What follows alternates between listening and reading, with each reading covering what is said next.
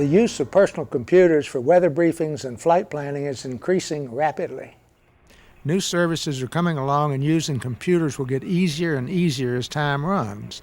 The amount of information available will increase, too.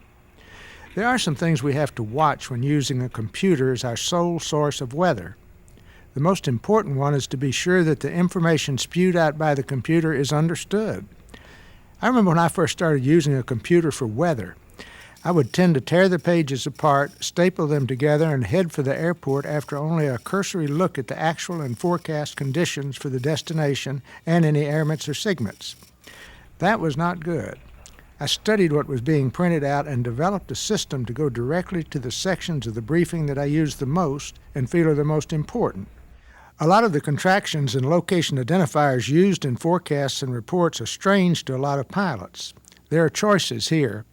Decode software will put everything more or less in plain language, or you can learn the contractions and identifiers. It's not hard, and the more you fly and the more you use the system, the more sense it makes. If you don't want the full briefing that is offered on all computer services, you can tailor the briefing by just requesting selected weather products. This is fine. Just be sure you get everything that you need. To me, one of the neatest briefing tools is the NexRad radar picture. This is enhanced on some services to show movement, tops, and severity of the storms. Combine that with the convective outlook and the convective SIGMENTs, and there should be no thunderstorm surprises. The computer systems can be used to file IFR flight plans, too. I have used my computer for this since the service became available, and as of this time, I have not had a single flight plan mishandled. I know that there is sometimes a reluctance to use computers. This has usually been most pronounced among those of us who have been around for a while.